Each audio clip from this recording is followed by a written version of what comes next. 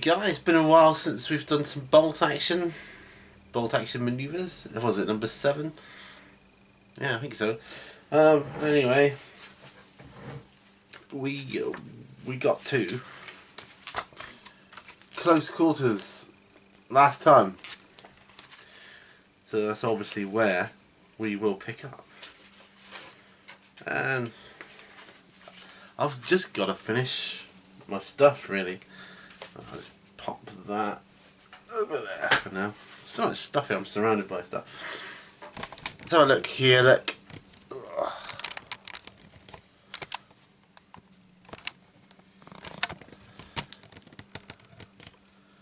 That's the state of the farmhouse at present. So there it is. What I've got to paint is the wood, okay? The wooden bits. And even on this one, if you look, there's a couple of wooden bits there. So that's what we're doing. Got my trusty glass of orange with ice cubes.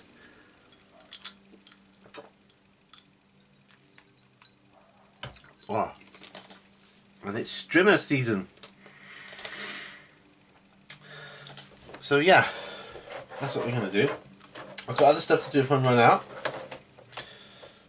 There. I actually found a box of plastic Warlord ones, which I thought, oh, I'll have to do them, I suppose, but I'm so going metal in the future. Anyway, close quarters. Just read this little blurb here. The proliferation of automatic weaponry during 20th century warfare meant that charging across open ground to engage the enemy at close quarters became a lot less effective and much more risky. However, it often remained the only way to dislodge determined infantry from strong defensive positions. Yeah. Close quarters procedure. If a player wishes a unit to engage an enemy at close quarters, it must be given a run order, and the player must also declare the unit is making an assault. That's fair enough. Ordering that unit to run, and then I'm going to assault you with it. So that's fair enough. Okay. When a unit makes an assault, it moves into touch with the target enemy unit, and the two will then fight at close quarters. This is the only time when opposing units are allowed to deliberately move into touch, as they must normally keep more than 1 inch away from each other. Fighting is resolved in the following sequence. It's all about sequence, people. 1. Declare target. 2. Target reacts. 3. Measure move distance and move assaulting models. 4. Fight first round of close quarters. That's A. Attackers roll to damage. B. Defenders take casualties. C. Defenders roll to damage. D. Attackers take casualties. And E. Loser surrenders and is destroyed. 5. Resolve draws. Further rounds of close quarters. 6. Winner regroups. None. What we'll do is we'll go into each of those phases separately in a moment. So what we're going to do here, well, got to get these wooden bits done. I think that's looking alright at the moment, but we got to get these wooden bits done, guys. I've just got to find me a brush. That might do the job. I'll have to use one of my old standard brushes. And I'm going to use some XV88, Citadel XV88, because nothing says wood like XV88 to me. So that's what we're going to do. Terrain, so yeah, I will water it down a bit. I don't want to clog up too much detail because the scenery looks great. Okay, grab some, put on my palette.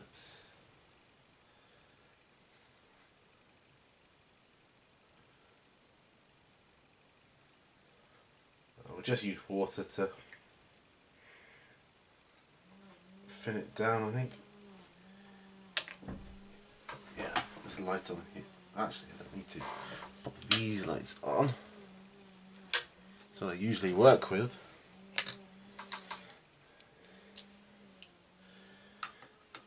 I'll just wash out this cheap brush, but you still got to wash them out, right? So yeah, I've got to clean up my models, people. You get rid of, not get rid of, but finish up. That's not a brush. Finish up stuff. What I put that away for? I didn't even mix the water in. Finish up stuff I've got on the go or needs to be done. That's what I need to do. That's what I need to do. Actually, I could use this brush for part of it. A lot of it is. A lot of this is. A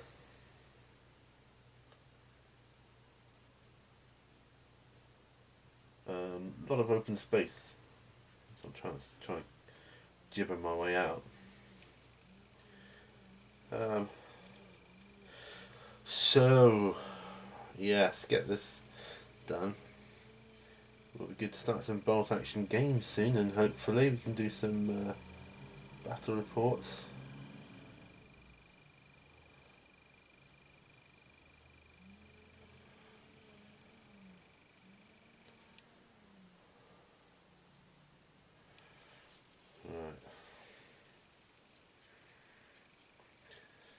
I want to kind of leave a sort of burnt area if I can.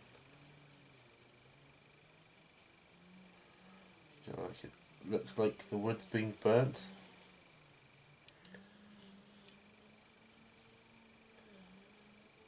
Just some dry brushing might get some of that effects like that.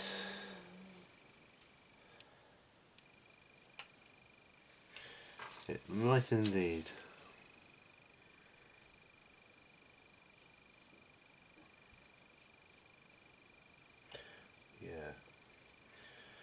Well, do you want to hear the latest on the mini Warzone project? This is before we even get an Indiegogo campaign up and running.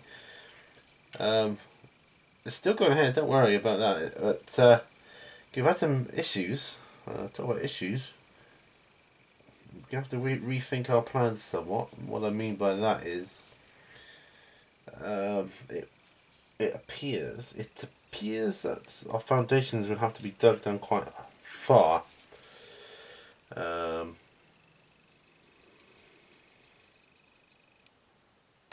Quite far to get the brickwork up, and so I mean we're actually thinking about having like professional wooden units built, or a unit built. So, I mean, you know, you have wooden houses even in America, don't you? In Australia and places. A lot of the houses are made of wood and timber. But we wouldn't need to go down so far for that. Yeah, so yeah, right. A few builders have to have a look at it now. Prices ranging so far from £24,000 to £40,000 plus. And do you know what I'm thinking? I'm thinking, screw that for a bunch of bananas. There's no way. And there's no way I could ask anybody to help with stuff like that. So I got that in there now. So I when that's dry, maybe do a bit more black.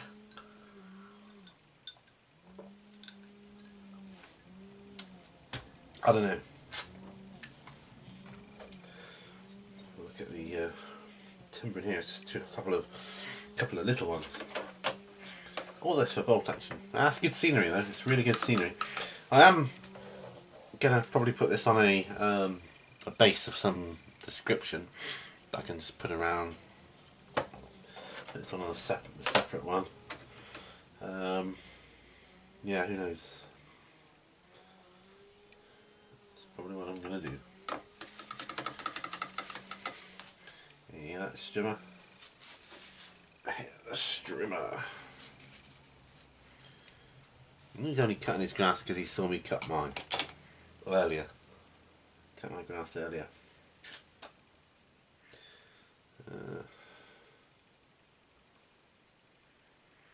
Okay. Anyway, bolt action. Yes, bolt action. We're going to be getting some games. I'm going to put this into a series, hopefully. Sounds ambitious. I know my Warhammer one was ambitious. Sort of how to play series of bolt action would be kind of good, or at least I could play through it.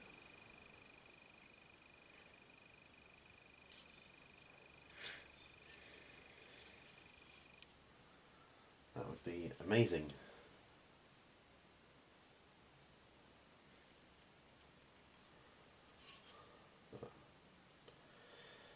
So how to...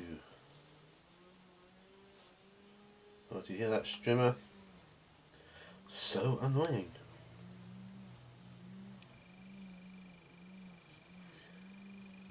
Very annoying.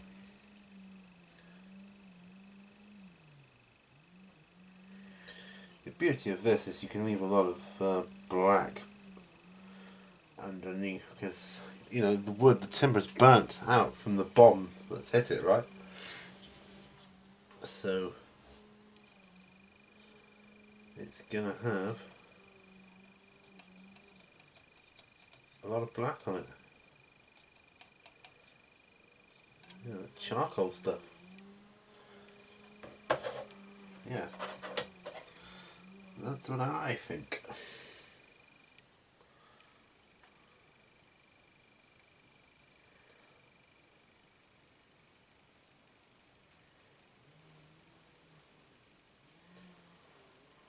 Yeah, that's what makes the difference between this and like Warhammer. There's a lot more timber involved. You still use this for Warhammer though.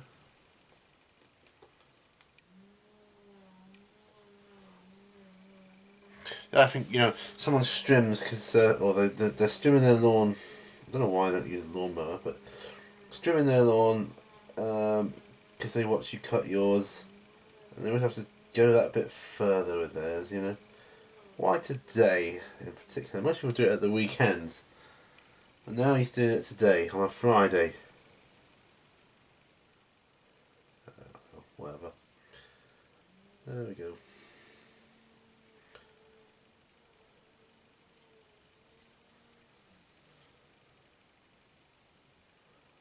That's a bit of it too. Then I'm probably going to stop using this brush, because I think this brush, I've got to admit it, that this brush has had now, it's fit for dry brushing and not much else. Really. And when it gets to the stage where you're fighting your brush, it's time to say hasta la vista, baby. Obviously we'll put some washes on this after.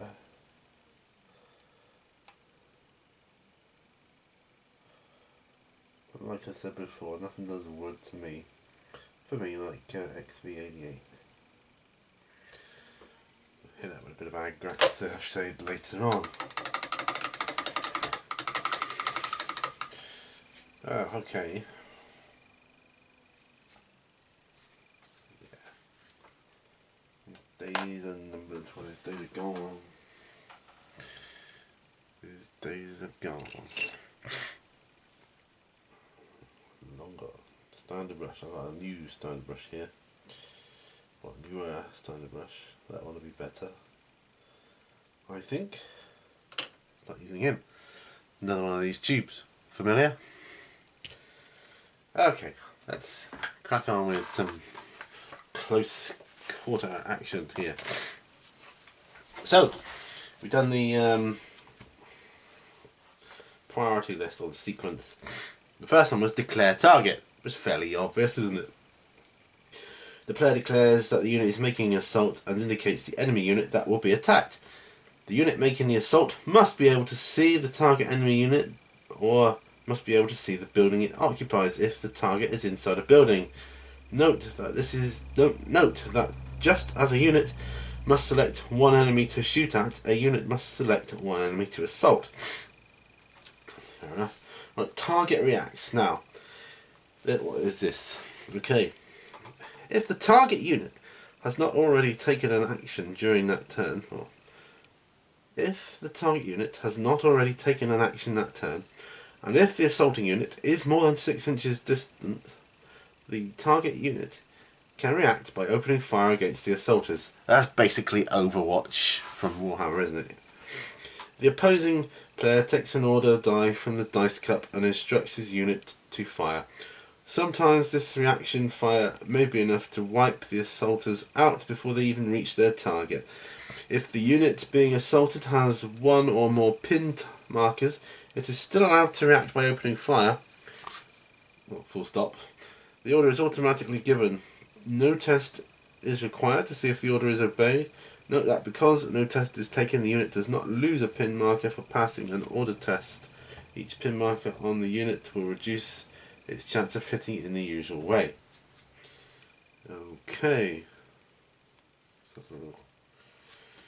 Surprise charge. If the assaulting unit is 6 inches or less from its target when the assault is declared, then the target cannot react. And that's good. That's quite good actually. I like that.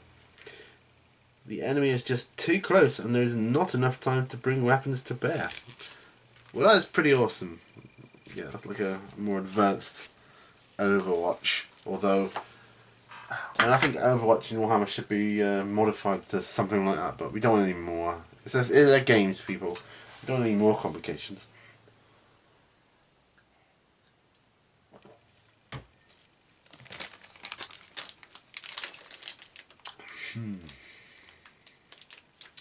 So I'm looking at these guys. They got from Perry.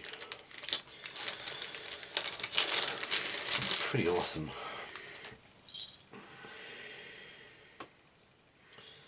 Well, I'm thinking I might start cleaning these up as well, because these are going to be Americans. Not if they'll all stand up, but yeah, I might start putting these on. In fact, I'll do that now. If I put them on.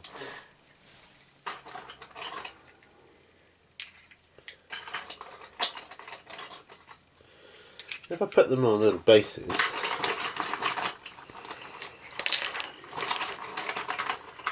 clean them up.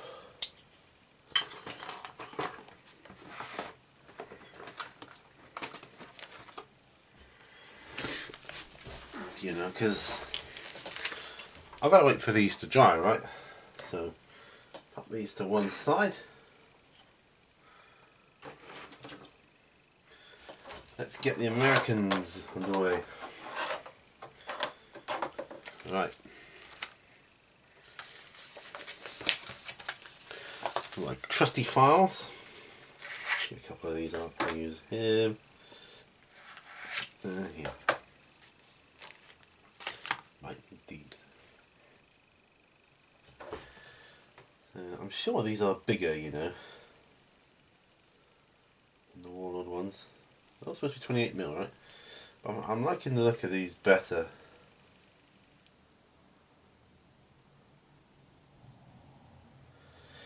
In fact, the more I think about it, the more I'm thinking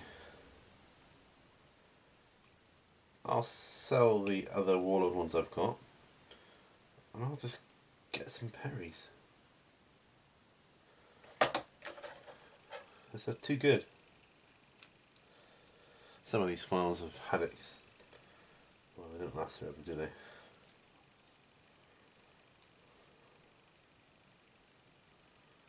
But yeah.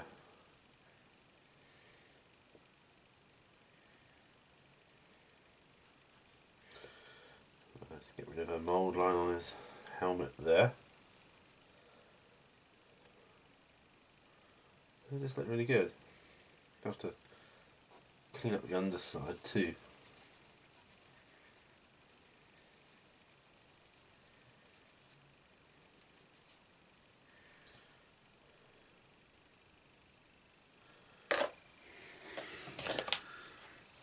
Yeah, I didn't actually expect to be doing these today, but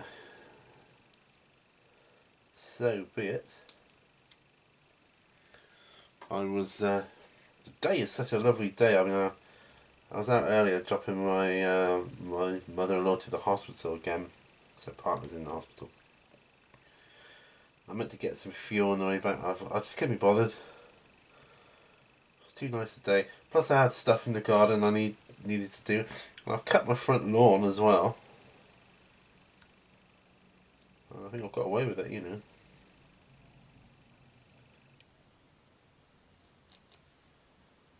I think I've got away with it fatigue-wise, I mean.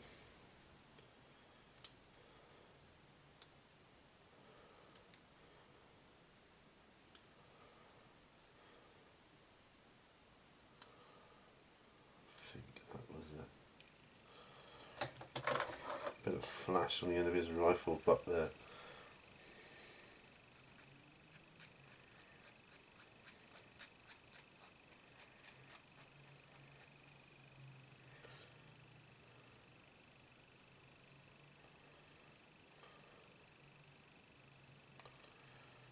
So look at some of these, yeah.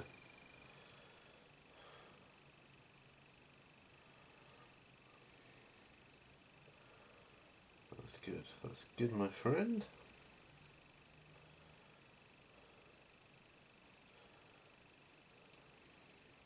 You know, the more I work with metal little figures, the more I don't mind it. This is better. For bolt action, I prefer metal figures because, like I say, they're bloody easier to get together. You ain't got to assemble the damn things. They're just too small. Normal human beings at 28mm are just too small, and I don't enjoy any part of that. You're supposed to enjoy the hobby, right? Well, I don't enjoy that.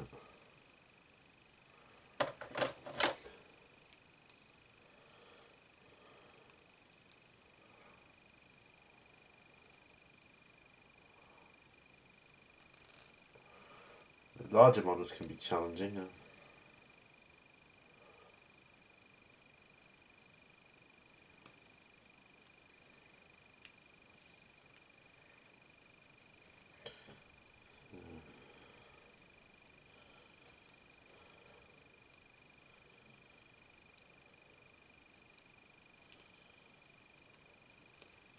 Right, that's better. Now we're in business.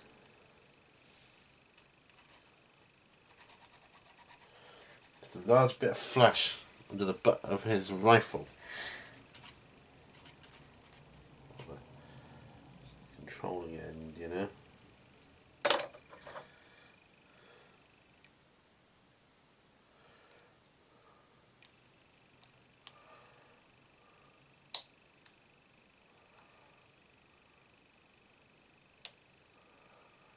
We can do this.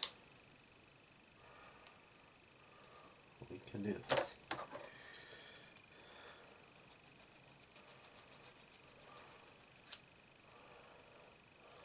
Yeah, that's better already. Yeah, happy with you, chap. So he's going to go to a base like so.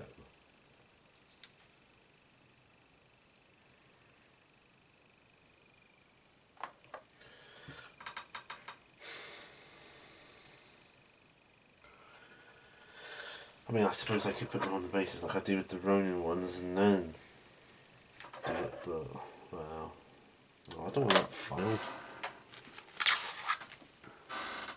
But this ought to do.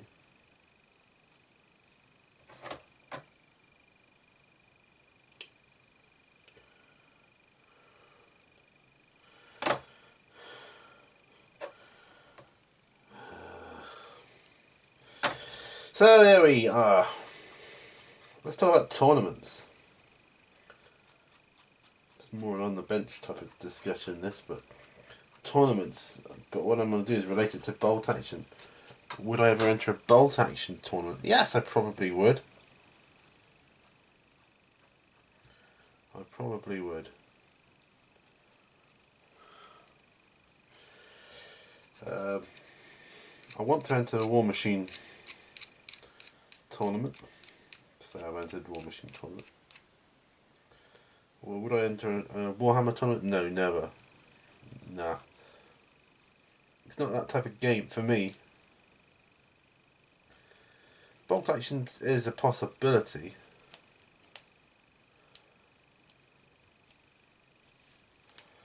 But It's definitely a possibility.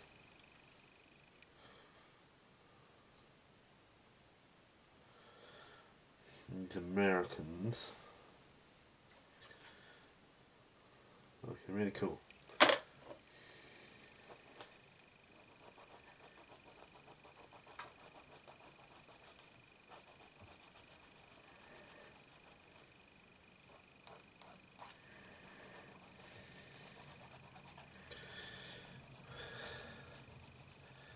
These will be going on 2p pieces. Do I put them on wood and then a 2p piece, or just straight on the 2p piece? It's a tricky one. Certainly is a tricky one.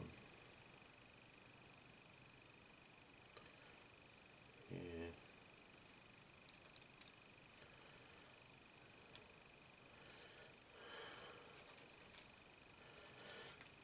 Let's see if we can get them primed.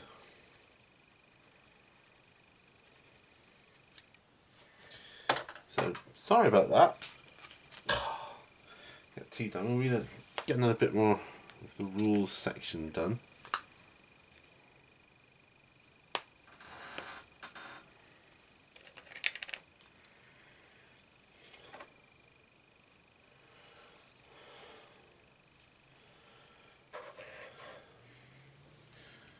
Right.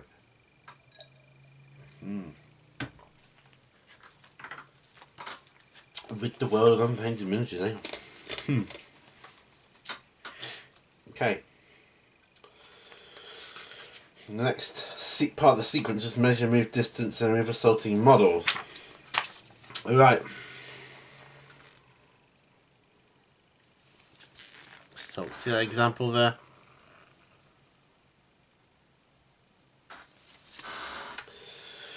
Measure the distance between the two units.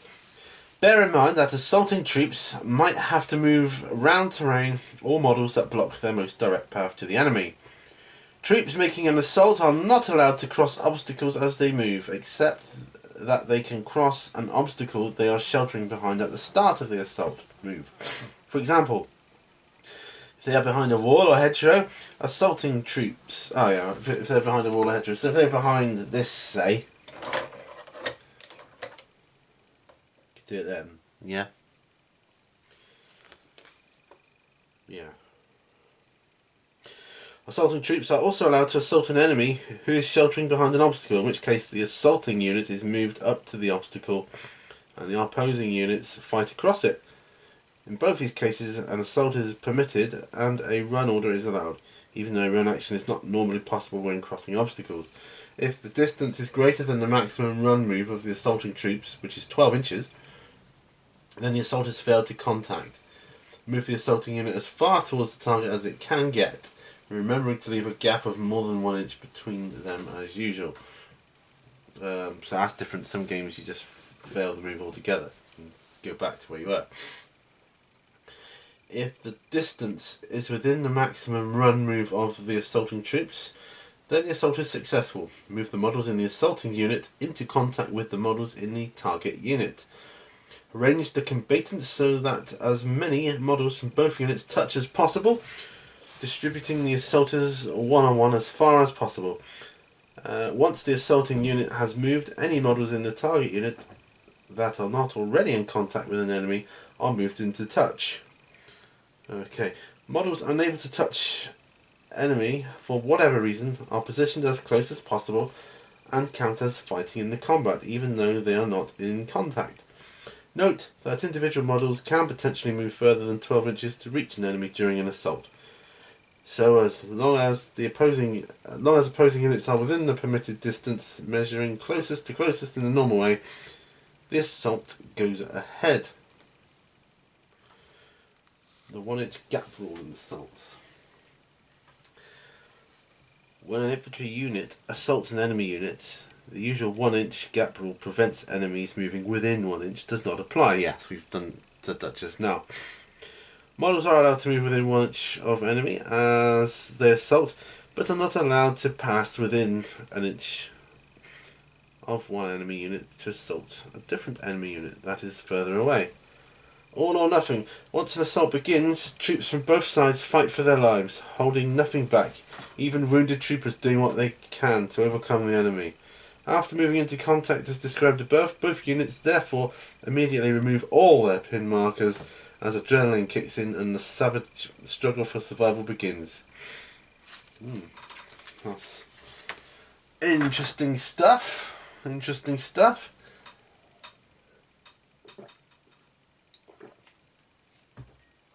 Ugh. I've also got to start working on my tank as well at some point. So yeah, so these two to go. Let's start with this one. He's got a bit of flash on him, but I don't mind. It's forgivable. It's forgivable. Ah, that's flash as well. So you almost caught me there. Filing down the flash. Because it looks a bit wrong. Of course it looks wrong, it's flash.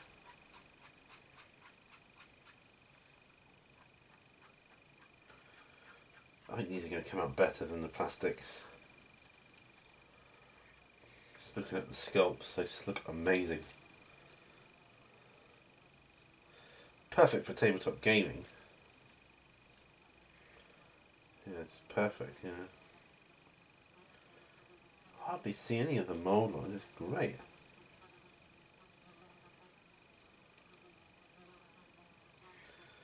Or most stuff I prefer plastics. Sorry, just bending down to get my model from the floor.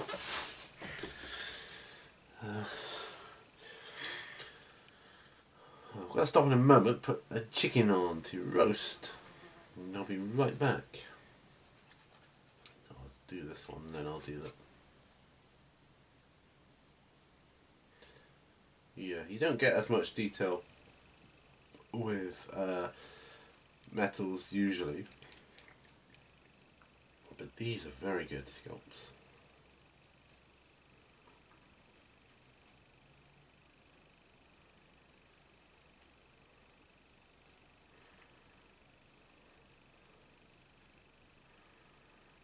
Yeah, so in do the underside as well. That's what we were doing.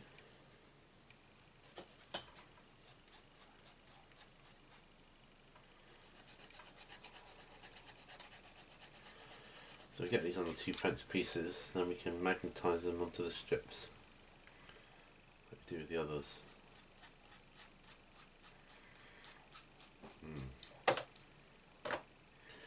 Right, then you can go on a red lid now, and then into Coca-Cola lids. You can probably guess that. So that's got him to do. Okay, I'll go and put a chicken on to roast. I'll be right back. Well, I'm back. I've put the chicken on. Chicken on to roast.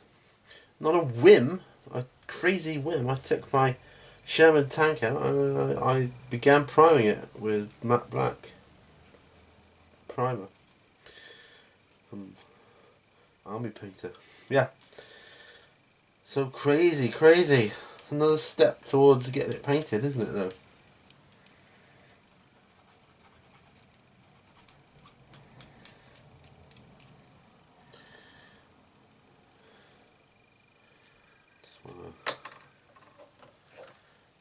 Sort some bits out on the base of this one. I know it goes on another base, but don't like having rough pieces sticking out. You know what I mean? Yeah. Sorry, I don't have much to say really. Yeah, it's kind of one of those lazy days, you know, where I don't know what to talk about. That's the good thing about this series, though. I've always got the rules to go back to. What am I going to do when I've read through it? I've got a couple of other rule books. I've got the tank escalation one. There's loads of stuff, so don't worry about that. Don't worry about that. Sometimes it's hard to see on these if it's a mould line or it's meant to be there, like a crease or something. I think that was a mould line. What if it was a crease, it's just been ironed, so...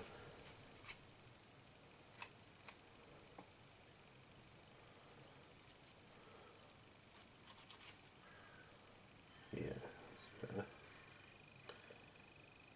Okay. So he's going to go on our base 2.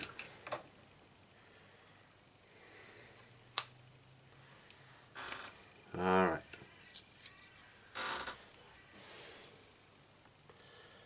Might go in the pool later. Don't know. Right. So there they are. Nice. Changing the blade. Okay. And that. So I didn't figure on doing the American Riflemen. I thought the buildings was going to be what I was doing. Funny how you try to plan for things and it's not how you plan. You know, some of my videos, you might look at them and think, you didn't plan that, but trust me, it's even worse when I don't. I do plan them. Most of them. Not this one though. Okay.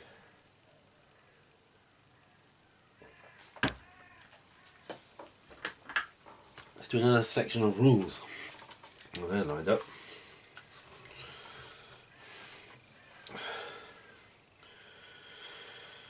First round of close quarters. Oh, that's what we're going to be doing, is it? To explain things clearly, we will refer to the unit making the assault as the attackers, and the target unit as the defenders. Fairly obvious. The fighting is resolved as follows. Note that we are only concerned with attacks against other infantry and artillery crews for the moment. The rules for close quarter fighting against vehicles are a little different and are explained on page 88. Attackers roll to damage. Okay. Attackers roll to damage. The attackers make one assault attack per man. Keep in mind that some weapons and special rules confer additional attacks. As there is no taking cover from a grenade blast, bayonet thrust or point blank shot, all close quarter attacks against other infantry or artillery crews hit automatically. Roll to inflict damage in the same way as shooting, including inflicting exceptional damage on rolls of 6, followed by a 6 as explained on page 41. Wow. So they automatically hit, that's cool. That is cool. Defenders take casualties. This is done exactly as for shooting damage. The defender picks which models fall casualty, unless the attackers have scored exceptional damage in exactly the same way as for shooting. Then the defenders roll for damage. Any of the defenders that are still standing after the attacker's onslaught can fight back, hitting their enemies automatically and rolling to damage as before. Attackers take casualties. This is just the same as described above for the defenders. Loser is destroyed. The side that has caused the most casualties in the round of close quarters combat is the winner. The losing unit is destroyed and removed. Any survivors are assumed to be taken prisoner, running for their lives, hiding or playing possum, and are treated as having fallen casualty. If one side is wiped out to a man during the combat itself, it is the loser, and the other side wins regardless of the number of casualties suffered. Winners must be alive. Fighting across an obstacle. If the defenders are sheltering directly behind an obstacle, such as a wall or a hedgerow, then no account is made of the obstacle when measuring the range of the assault move. Simply measure to the target unit as if the obstacles were not there.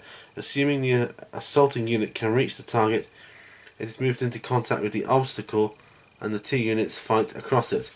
When fighting across an obstacle, the attacker's normal advantage of going first is cancelled by the defender's shelter.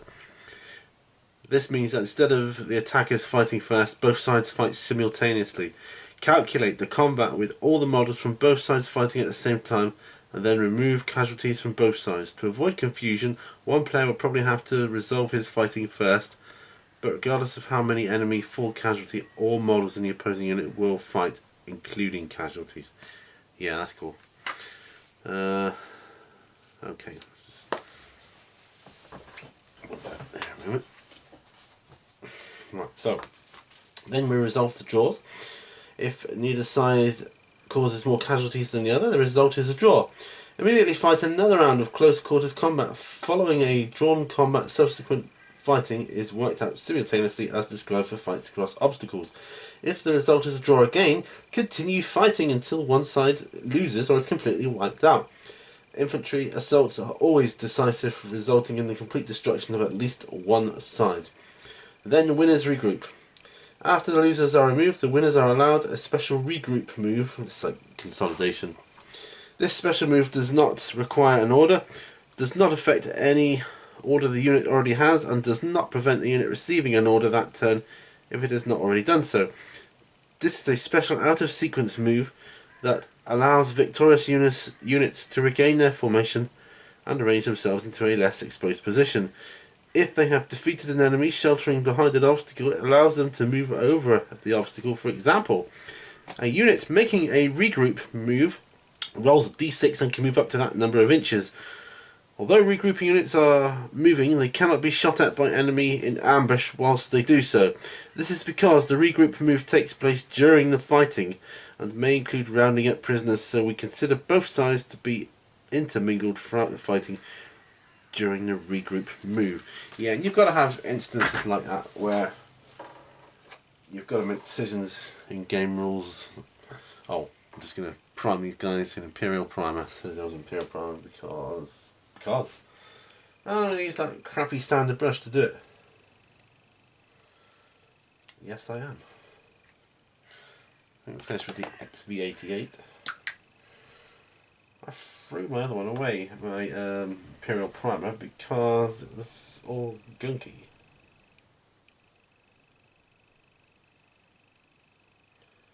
But this one is not. This one's much better.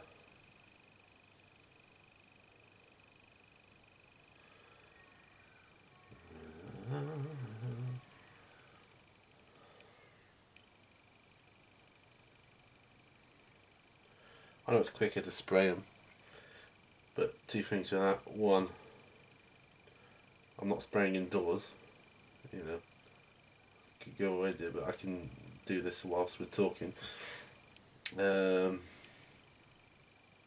it's therapeutic. I quite like doing it.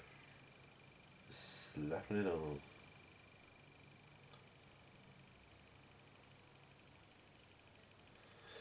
I'm getting paint on these guys.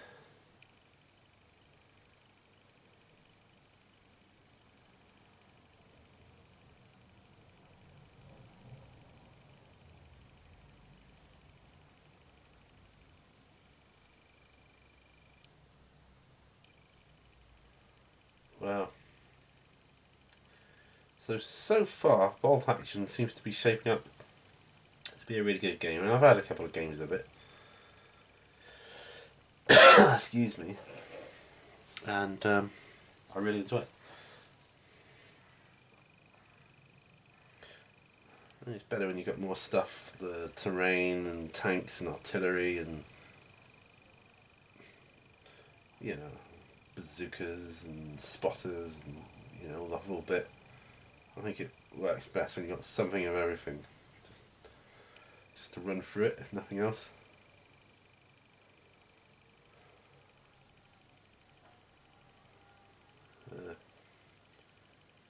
So when I've painted these guys, and I'm sure it's going to be a success, you know, any more Germans I do get, that'll be metal too, because I'm screwed if I'm assembling them. I'm done with that.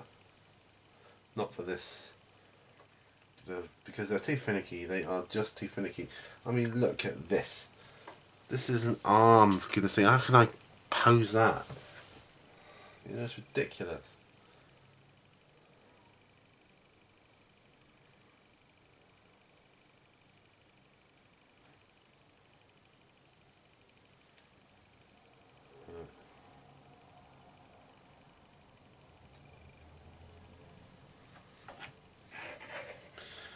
Once these are primed,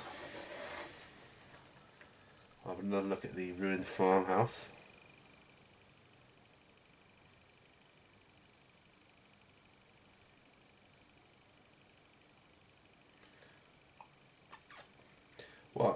One thing I've got to do with my terrain is get some more trees. I mean, I've got the trees, I've just got to base them up and that, you know. And that could be quite laborious.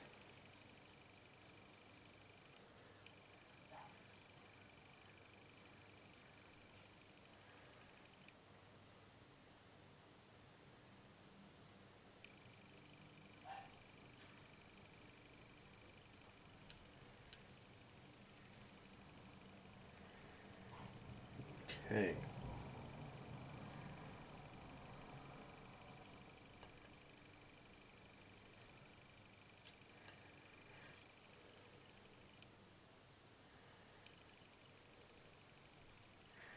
I love the smell of it too.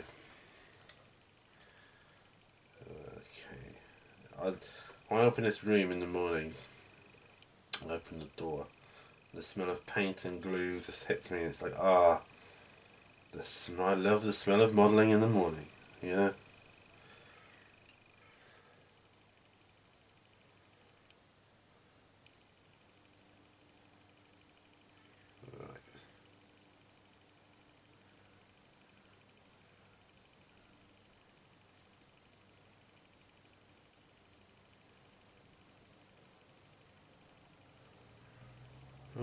Okay. I think that's these guys done. Primed. Let's leave that brush there. Clean that one off. So, then what we're going to do,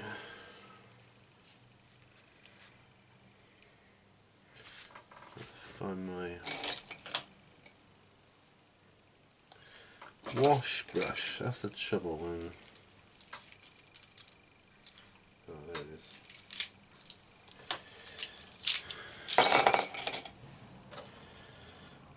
Okay. Pop these guys to one side. So, that's cool. Then back to our ruined farmhouse. And good old trusty, because this is dry now, Agrex Earthshade. That's going to go on all the woods.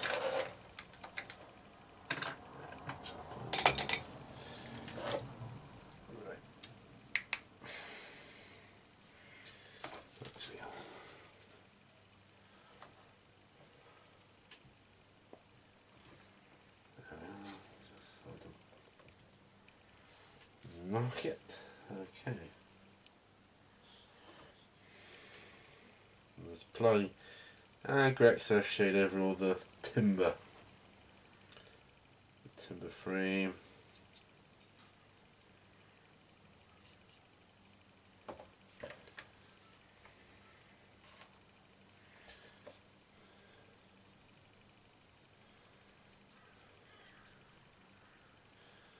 And it gives it that kind of old timber look. Because I want areas. This blue tack's not working very good. Should use some new. I need to get some new blue tack actually. I also have to be super careful. You shouldn't do this, guys. You should always blue tack your washes down, but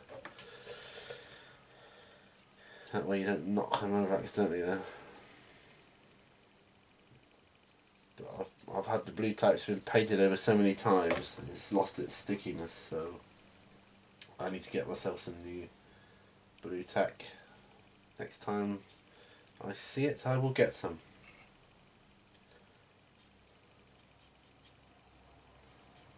Yes. It's definitely something a bit like timber wood now. Yeah, that's better.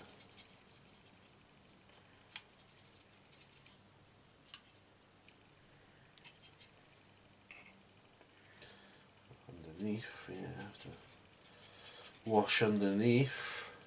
Not that anybody who's going to see this, but I don't know. I know it's there, you know. It's like painting the inside of a rhino. It's got to be done. Okay.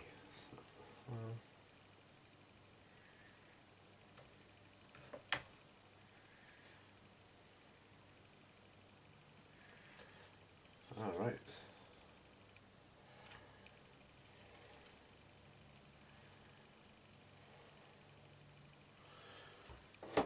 Over there.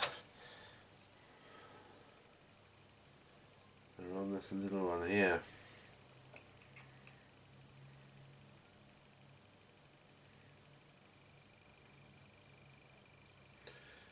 There. Pop that away.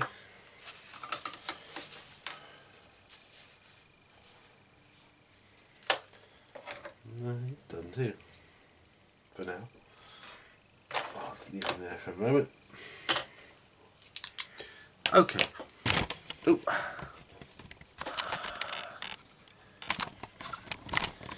Alright, so there we are. I don't know exactly how long that session was. We're on to the section of the book which is called Headquarters. Next time round, which we'll be doing in the next video of bolt action. Headquarters and HQ units, officers, medics, that kind of thing. There's not an awful lot more to go through then. There's charts there. It's got special rules. And some old vehicles, that'd be interesting. Yeah. So we've still got a little bit of way to go in this book. Anyways, thanks for joining me on this one, guys. I'm gonna do something else now. But, it's been a pleasure. I've got some stuff done. I've painted. Well, I've cleaned up and primed my Perry American Riflemen. I've done the wood timber on my ruined farmhouse towing bit, and I've actually gone and primed my my Sherman tank. That wasn't planned at all. None of it's planned. So, see you on the next one, guys. Catch you later. Bye.